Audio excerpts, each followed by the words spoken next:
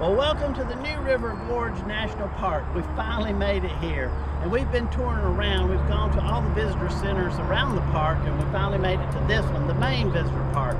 So we're going to take a look inside and view the bridge, the largest arched bridge in the Western Hemisphere. So stay tuned. This is the main entrance, and fortunately there's plenty of room to park and availability.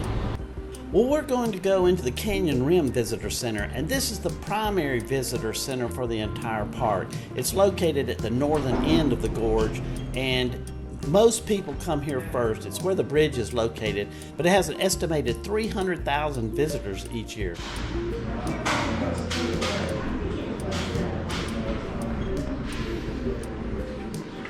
Debbie's going to get her stamp here, and then we'll be on to the bridge.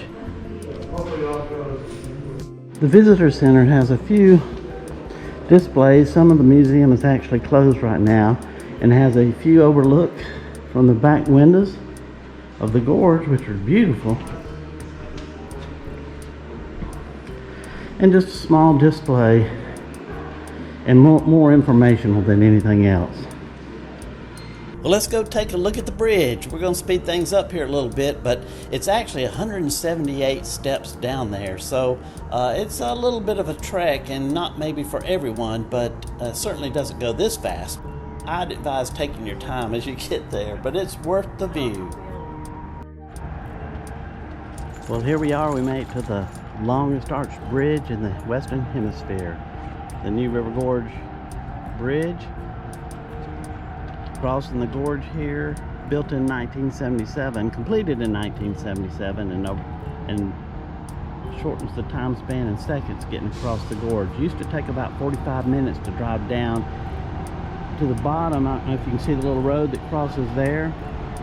45 minutes to get across and back up, and once the completion of the bridge, you can cross the gorge in just minutes.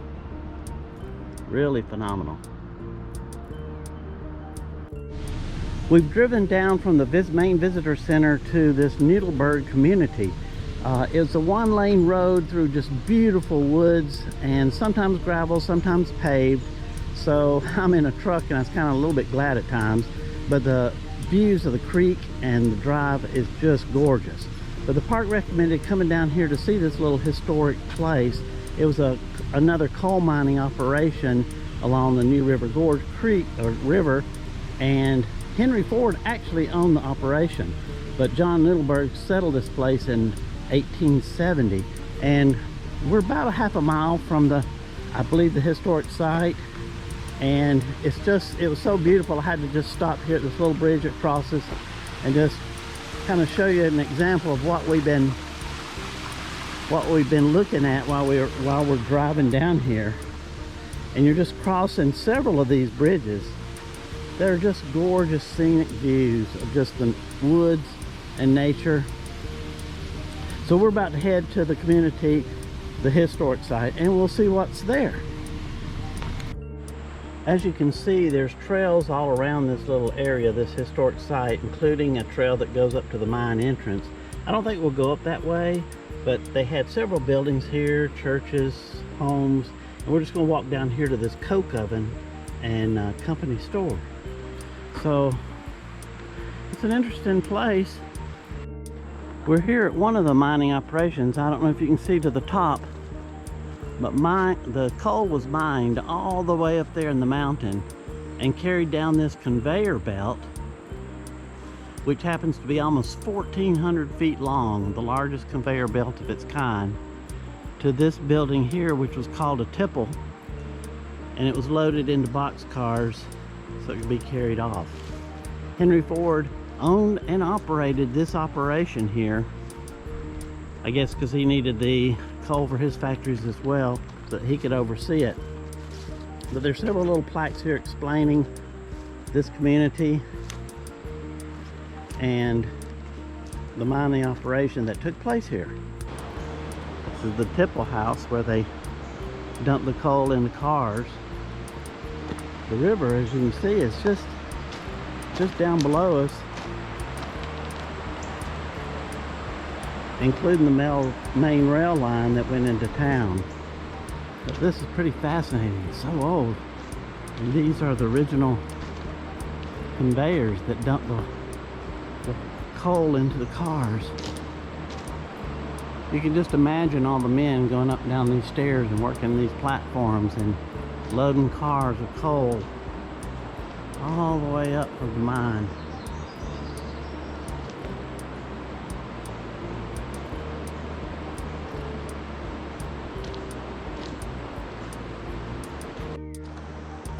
We're at the original coke ovens that John Nettelberg built. The first thing he did was build 80 coke ovens that turned coal into hot burning coke in 1870 when he arrived. So this is part of the original structures. The smoke would have been so thick here that you couldn't even see. It was a process that they needed to do to turn the original coal into this coke so that they could then distribute that.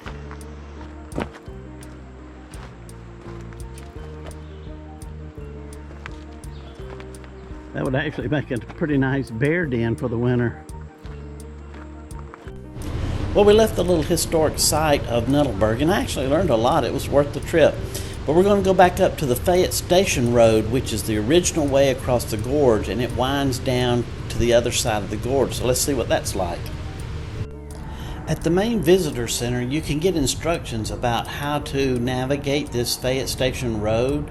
That's the original road to cross over the gorge. It's really a cool drive. It winds back and forth, and if you use your phone, there's actually audio downloadable instructions and guides that tell you about the road and its little historic background as you cross the river. Down at the bottom here, we've got the original bridge that you can actually walk out on and just take a look at the river.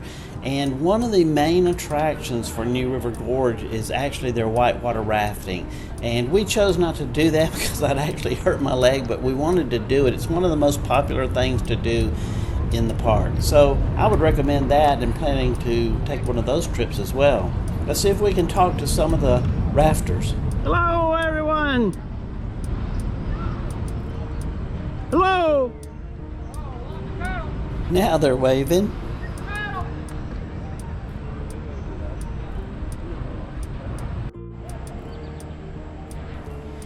The bottom of the gorge here, when you cross the Fayette Station Road, offers just really nice views of the bridge and the river. The New River, they call it, and it's a great place, and I'd recommend going down to the bottom and crossing here just to get out and look around and see how beautiful this park is. Well, we're on our way back up from the gorge, and it just offers spectacular views of the bridge. We're here at the New River Gorge National Park. We're at the Sandstone Visitor Center, and it's well hidden, as you can see, pretty well in the woods there. It's the lower part of the park at the very bottom. We're going to go in here, get some information, and then head back down to the falls. We're going to see this visitor center, the falls, and the grand overlook today. So unfortunately it started clouding up and scattered a little rain on us, but we're going to see what we can find. Unfortunately, it has started to rain on us, but we're going to go in, take a look at the visitor center here, and then ask them a few questions about where we should go next. This visitor center focuses primarily on the geology and has a lot of displays demonstrating that. But I was fascinated with the floor. It had this inlaid map of the river there that was just incredible. This is really nice. There's a movie here to watch. We didn't stay too long because we wanted to get to the falls. We have arrived at the Sandstone Falls. It's part of the New River Gorge River system, and it's right behind me here. It's about a mile away from the visitor center, the Sandstone Visitor Center, as the crow flies, but it's about a 20-mile journey to get here. You have to drive 10 miles south of the visitor center to Hinton, across the river and back up another 10 miles to reach a little roadside park that you can pull off on. And then it's about a 100-yard walk on a boardwalk out to the edge of the river where you can see the falls. But it really is beautiful, and I'd recommend coming if you can. One of the funny things I think about the New River name is that it's actually one of the oldest rivers in America. And another interesting fact is that it actually flows north for about 300 miles through this granite and sandstone gorge, carving out one of the most beautiful places in West Virginia. So I'd recommend stopping by and taking a look. Several little stops along the boardwalk just to walk off and look at other places in Flora and other parts of the falls. Here's the Grandview Visitor Center, and it's supposed to have one of the best overlooks of the gorge before we get to the main visitor center at the very top of the gorge. So we'll take a look here. Honestly, this visitor center is pretty tiny, so we didn't stay in there. It's mostly just informational, but it is the highest elevation in the park, so it's worth the view. The walk to the view is just a short distance. You can get here easily and quickly to look at the overlook. We're about 1,400 feet above the New River here at the Grandview overlooking the New River Gorge, sometimes called the Grand Canyon of the East, and I can understand how it got its name, Grandview. Just a beautiful vista here. The train that runs around the bottom is a CSX cargo train that was here in the early days. Probably carried coal, and you can actually even hear the rapids from the river. Just beautiful.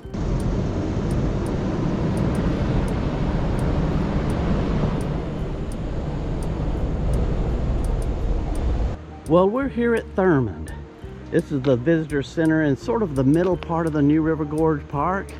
It's a historic town that is now an abandoned, basically ghost town, but was thriving in its day when they were coal mining. The town is just made up of a few buildings that you can go explore. You come down here across this New River bridge that is a railroad bridge that brought coal in and out, and you drive right beside it over precarious one-lane bridge, and I guess we go back that way, that crosses the river, the New River, and arrives here at the visitor center. So we're going to go inside this visitor center and see what they have information available, and see if we can walk through the town and look around at that as well. We decided to just do a self-guided tour and just look at the old buildings and just see what's left, like this post office. The town of Thurmond is abandoned now, but in its heyday in 1910, there was as many as 75,000 people here. It's a pretty neat place to visit now. It's all abandoned, basically a ghost town. But you can see in the far distance, the little yellow building down there was the depot where everybody came in on. This was the original depot where the train stopped, and actually Amtrak still stops by here today. There were no roads to Thurmond, but around that time in 1910, there was more coal, more footage ton of coal taken out of here than Ohio, Cincinnati, Ohio, Richmond, Virginia, all of those places combined. I mean, it was packed with coal and packed with people. Even the kids had to go to school on the train. So it's really a fascinating, kind of neat historical place to see. I'd recommend about a 30-minute, maybe to an hour stop here. You can walk through the town of Thurmond and look at the different buildings. They're well marked, and you get a map that tells you about the buildings. A lot of movies were filmed here, and just a beautiful place, quiet, secluded, and just imagine how busy this place was in its day.